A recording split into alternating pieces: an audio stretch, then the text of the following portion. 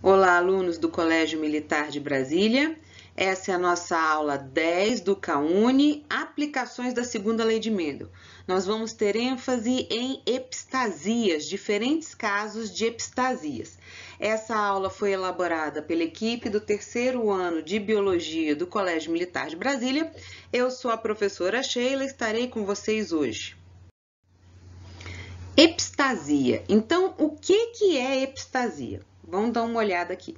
Eu tenho aqui, um par de cromossomos homólogos. Eles têm o mesmo tamanho, a mesma forma, o centrômero no mesmo lugar. Um é de origem materna e o outro é de origem paterna. Na mesma posição nos cromossomos homólogos, essa posição está marcada aqui pela barrinha em rosa, eu tenho um par de genes alelos. Aqui eu tenho o alelo dominante e aqui eu tenho o alelo recessivo. Esses genes alelos, eles são responsáveis por expressar uma determinada característica, tá? E eu tenho em um outro par de cromossomos homólogos, eu sei que eles são pares de cromossomos homólogos porque eles têm o mesmo tamanho, a mesma forma e o centrômero aqui no mesmo lugar. Esse meu parzinho de cromossomos também tem genes aqui, esses que estão marcados de azul são genes alelos, estão na mesma posição em cromossomos homólogos, um dominante, o outro recessivo. Agora, há uma situação que eu tenho que chamar a atenção. Esses genes aqui, eles interagem. Mas a interação, ao invés de dar uma característica, essa interação faz com que um gene vá agir sobre o outro e vai impedir, vai inibir a manifestação desse gene. Então, quando eu tenho um gene que impede, que inibe, que vai se manifestar, impedindo que outro se manifeste, impedindo então que o outro expresse a característica por ele, eu tenho então um caso de epistasia. Bom, o meu gene epistático é aquele que funciona como inibidor, é o que vai impedir a manifestação de outro gene. E o hipostático é o que sofre ação, é aquele que vai receber a ação do epistático e então vai ser impedido de se manifestar. Olha aqui, o meu epistático está aqui, neste caso aqui ele é dominante, e eu posso ter epistasia dominante ou epistasia recessiva. A epistasia dominante é dada por um gene dominante. A recessiva é dada por um gene recessivo. Então, nós temos que lembrar que genes recessivos, eles só se manifestam quando estão em dose dupla. E o meu hipostático, então, tá aqui, São esses dois aqui que vão sofrer a ação do meu gene epistático e vão ser impedidos de se manifestarem. Então, eu tenho aqui, num par de cromossomos, eu tenho o gene epistático e no outro par, eu tenho aquele que recebe a ação, o meu gene hipostático. Vamos ver aqui um caso de epistasia dominante. Esse caso aqui, ele mostra como é feita a coloração de pelos em cavalo. Então, veja, eu tenho um cavalo aqui marronzinho, tenho aqui um cavalo branquinho, e como é que esses cavalos vão manifestar essas cores? Eu tenho aqui um par de cromossomos homólogos, mesmo tamanho, mesma forma, centrômero no mesmo lugar, e nessa região aqui eu tenho então os meus genes alelos. O alelo dominante, representado pela letra Bzão, ele produz pigmento preto. E o alelo Bzinho, recessivo, produz pigmento marrom. Então, vejam, se o meu cavalo for Bzão, Bzão ou Bzão, Bzinho, ele vai expressar, então, o pigmento preto. Se o cavalo for Bzinho, Bzinho, porque genes recessivos só se manifestam em dose dupla, o cavalo vai ter, então, a pelagem marrom.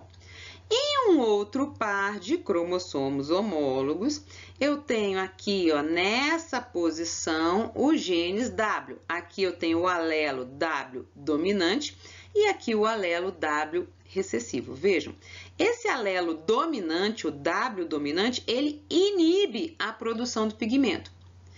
E o Wzinho, ele permite a produção do pigmento. Então, vejam, eu tenho um caso de epistasia dominante, por quê? Porque o gene que vai inibir inibir o outro, o que vai agir como epistático, é justamente o alelo dominante. Então, se o cavalo tiver Wzão, Wzão ou Wzão, Wzinho, esses genes aqui vão inibir a manifestação do que produz o pigmento e então o meu cavalo vai ser branco. Agora, o Wzinho, ele é o recessivo, só se manifesta em dose dupla. E o que ele faz? Permite a produção do pigmento. Então, se eu tiver Wzinho e Bzão, eu tenho pigmento preto. Wzinho e Bzinho, eu tenho pigmento marrom. Observem aqui, um indivíduo heterozigoto, então, ó, Wzão, Wzinho, Bzão, Bzinho. Quando cruzado com outro heterozigoto, qual vai ser o resultado aqui? Primeiro, vamos imaginar aqui. Qual é o fenótipo que esse genótipo expressa? Vejam, ele tem o Bzão, então ele expressaria o pigmento preto. Entretanto, como tem um Wzão, e esse Wzão, que é o alelo dominante, epistasia dominante, ele impede, inibe a produção de pigmento, este cavalo aqui é branco. Da mesma forma, este outro aqui também será branco, já que tem um Wzão aqui. Muito bem? Qual vai ser a prole do cruzamento destes dois cavalos? Olha, 9/16 com um gene dominante do primeiro par, um gene dominante do segundo par. 3, um gene dominante do primeiro par, recessivo no segundo. 3, com recessivo no primeiro par e dominante no segundo, pelo menos um. E 1/16, que é o duplo homozigoto recessivo. Olha aqui aquele númerozinho mágico de Mendel, 9 para 3, para 3, para 1. Por quê? Porque isso aqui é uma variação da minha segunda lei. Eu tenho dois pares de genes em cromossomos diferentes e o que vai variar para uma segunda lei simples? O fenótipo. Olha aqui. Esse aqui que tem um Wzão, apesar de ter o gene dominante no segundo par, ele será da cor branca. Esse aqui que tem o Wzão, recessivo no segundo par, tem a cor branca. Ele poderia ser marrom, vejam, mas como ele tem esse Wzão aqui, que inibe a produção de pigmentos, ele será branco. Este aqui, ó, Wzinho, opa, o Wzinho, que é o recessivo em homozigose, permite a produção de pigmentos. Se tem um gene Bzão, pigmentos pretos. E aqui esse Wzinho, Bzinho, que é o duplo homozigoto recessivo, é o que tem a pelagem marrom. Por quê? Wzinho permite a produção de pigmentos e o Bzinho, pigmentação marrom. Então, eu tenho esses dois aqui, né? Esses dois grupos com a pigmentação branca. Então, 9 mais 3, então 10, 11, 12. 3/16 preto e aqui 1/16 branco. Aqui 12 para 3 para 1. Bom, interação dominante e recessiva. Nós vamos ver interação dominante e recessiva olhando a cor das penas das galinhas. Então, eu tenho um par de genes aqui, o alelo dominante faz com que as penas sejam coloridas, e o alelo recessivo, que só se manifesta em dose dupla, vai fazer com que as penas sejam branquinhas. Num outro par de cromossomos, eu tenho os genes Bzão, Bzinho, então o alelo Bzão inibe o Azão, então vai inibir que as penas sejam coloridas, e o Bzinho em dose dupla não inibe. Vamos ver os genótipos, então. Ó, para que a galinha apresente o fenótipo colorido, ela tem que ter pelo menos um Azão. E ela não pode ter Bzão, tem que ser Bzinho. Se ela tiver outra combinação, ela será branca, vejam. Se ela apresentar o gene Azão, que é o da pena colorida, porém apresentar pelo menos um Bzão que inibe a manifestação do gene Azão, então ela será branca, porque terá o gene Azão inibido. Se ela for Azinho, veja, o Azinho se manifesta em dose dupla, então ela será de pena branca, apesar desse gene aqui inibir o Azão, não tem o Azão, então por causa do Azinho, a pena branca. Ou se ela for duplo homozigoto recessivo, veja, a pena é branca, não inibe o Azão, tudo bem, a pena é branca, ela é branquinha. Vamos pensar aqui num cruzamento. Eu vou cruzar um indivíduo duplo homozigoto dominante. Qual é o fenótipo desse indivíduo? Veja, se ele tem um azão, pena colorida, porém tem Bzão. Se tem Bzão, ele inibe o azão, então pena branca. Vai ser cruzado com uma azinho, azinho, Bzinho, Bzinho. Veja, azinho, azinho, pena branca. Então, esta galinha será branca. Que gameta esse indivíduo faz? Azão e Bzão. Que gameta esse indivíduo faz? Azinho e Bzinho. Significa que a minha F1 vai ser formada por todos os indivíduos duplo heterozigotos.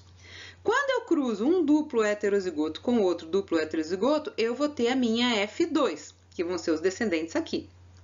Como é que eu vou saber esses descendentes? Bom, esse indivíduo tem o primeiro par em heterozigose, o segundo par em heterozigose. Quantos gametas ele vai fazer? 2 elevado a n. 2 elevado a 2 é a mesma coisa que 2 vezes 2, que vai dar 4. Então, ele faz 4 tipos de gametas diferentes. Azão, Bzão, azão, Bzinho, azinho, Bzão e azinho, Bzinho.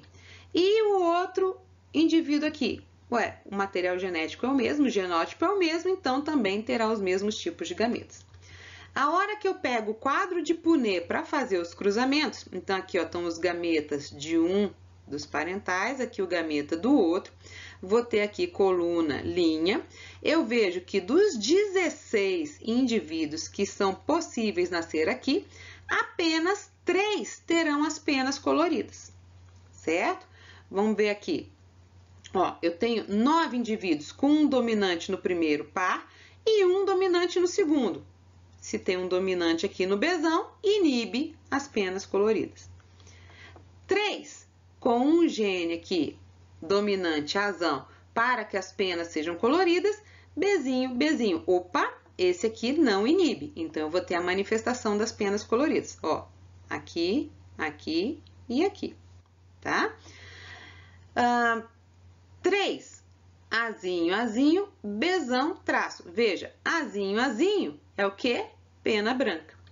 E um indivíduo que vai ser o duplo homozigoto recessivo, azinho, azinho, Bzinho, Bzinho, então não inibe mais, azinho, azinho, a pena é branca. Então, vejam, este genótipo, este e este, vai me dar a pena branca. Se eu somar aqui 9, 10, 11, 12, 13. Então, são 13 possíveis indivíduos com penas brancas.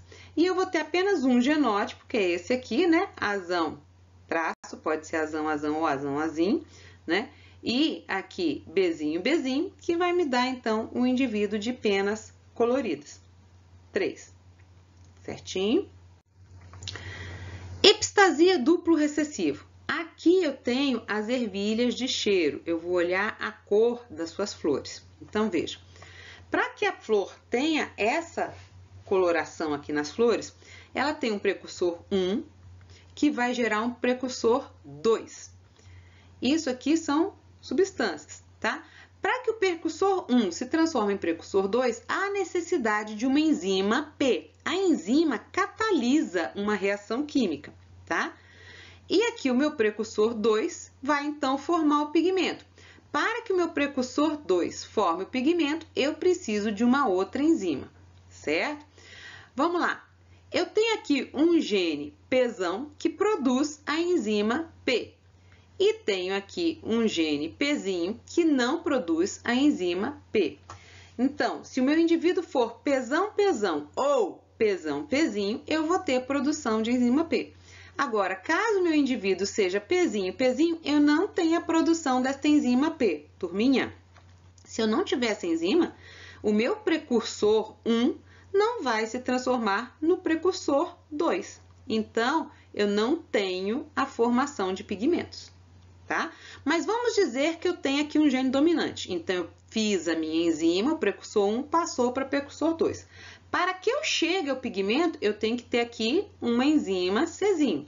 Ora, o Czão produz essa enzima. Já o alelo Czinho não produz essa enzima. Mesma coisa. Eu tenho que ter aqui Czão, Czão ou Czão, Czinho para que eu tenha a produção da minha enzima Czinho.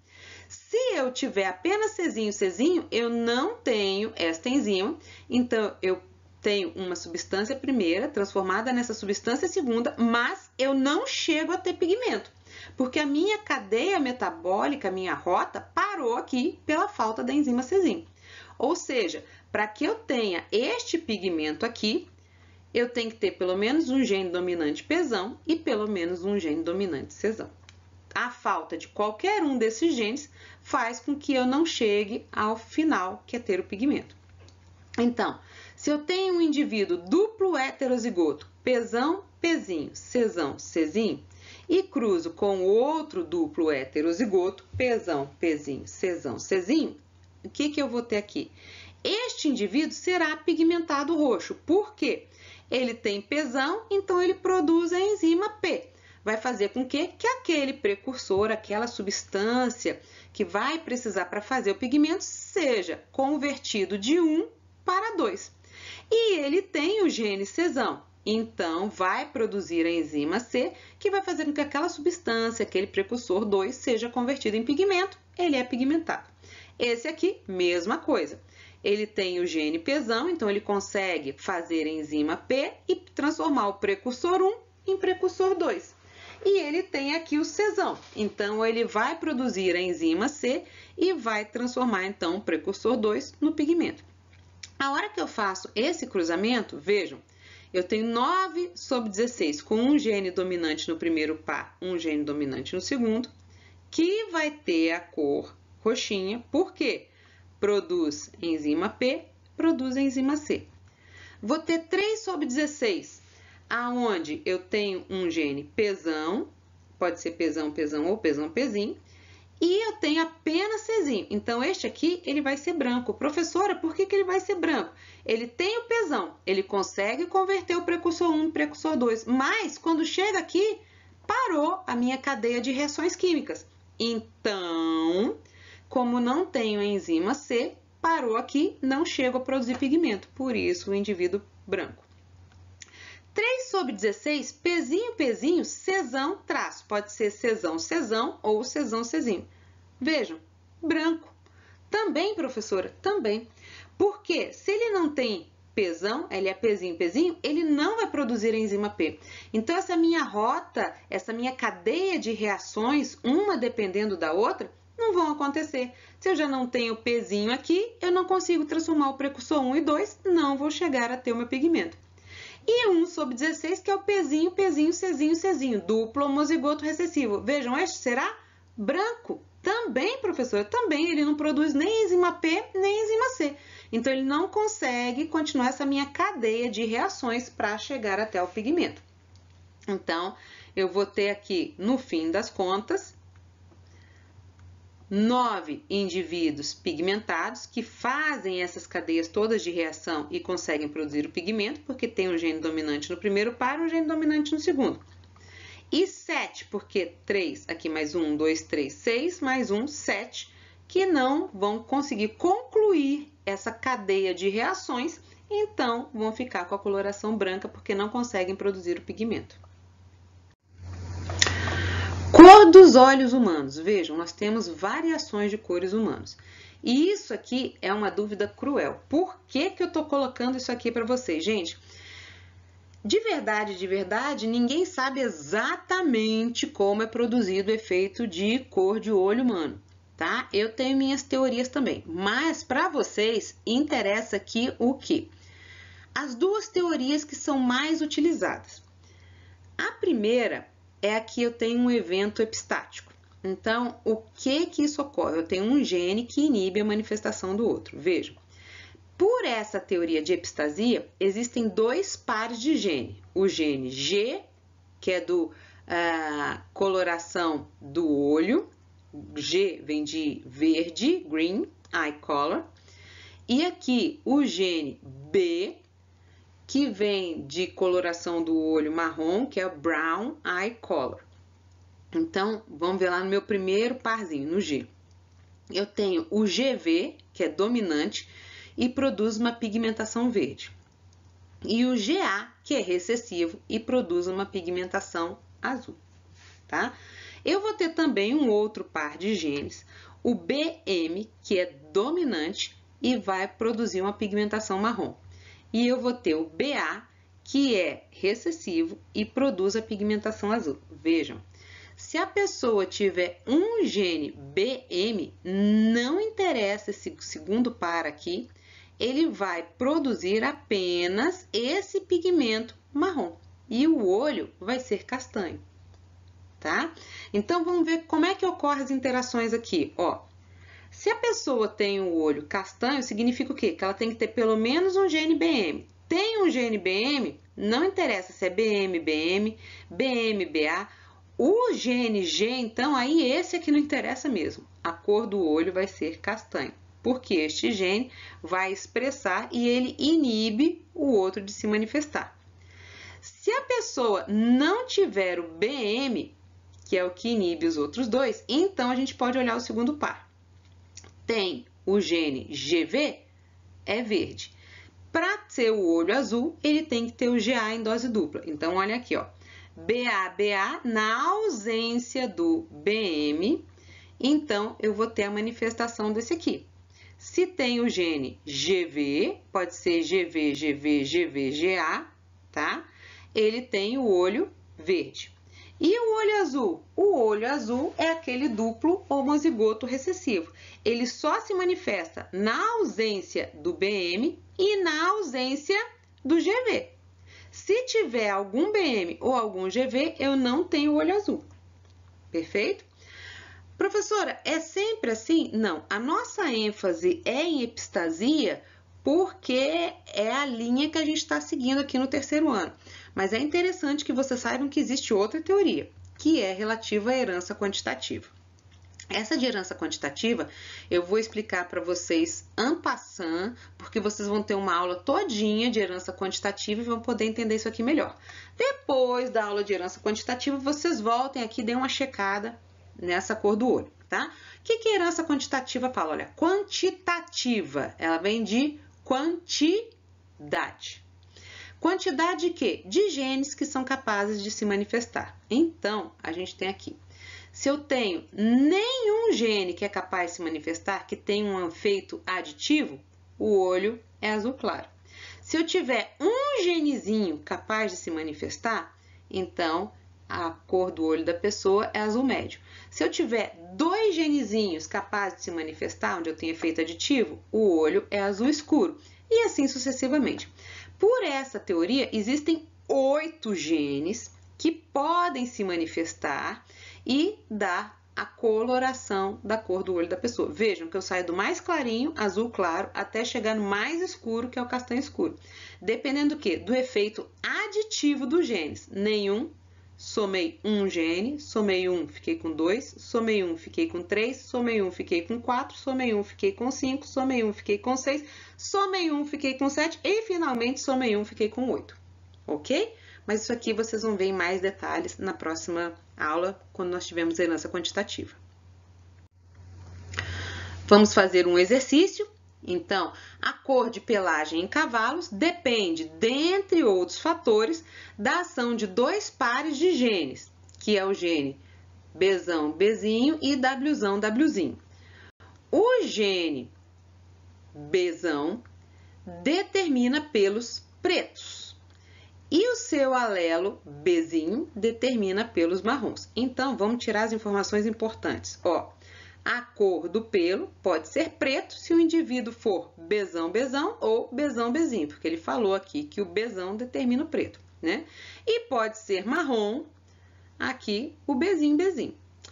O gene Wzão inibe, epistasia. Lembra quando o gene inibe a manifestação do outro, epistasia. A manifestação da cor fazendo com que o pelo fique branco, enquanto que o alelo recessivo Wzinho permite a manifestação da cor. Então, a epistasia ela ocorre quando? Se o indivíduo for Wzão, Wzão ou Wzão, Wzinho, inibe a manifestação da cor, e aí o indivíduo vai ser branco. E se for Wzinho, Wzinho, então ele permite a manifestação da cor. Cruzando-se indivíduos heterozigotos para os 2 pares de genes, obtém-se aqui, ó, indivíduos duplo heterozigotos, Bzão, Bzinho, Wzão, Wzinho, Bzão, Bzinho, Wzão, Wzinho. Vou fazendo aqui o quadro de Punnett. Turma, para adiantar, tá? Nós temos 9 indivíduos brancos, porque terão um gene dominante no primeiro par, um gene dominante no segundo.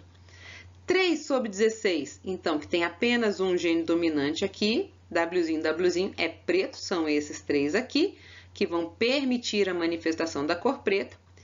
3 sobre 16, que eu tenho Bzinho, Bzinho, Wzão, então branco, porque tem o Wzão, que impede a manifestação da cor. E 1 sobre 16, Bzinho, Bzinho, Wzinho, Wzinho, que é o marrom, é este indivíduo aqui. Então, vejam, eu vou ter 12 cavalos brancos para 3 pretos para 1 marrom.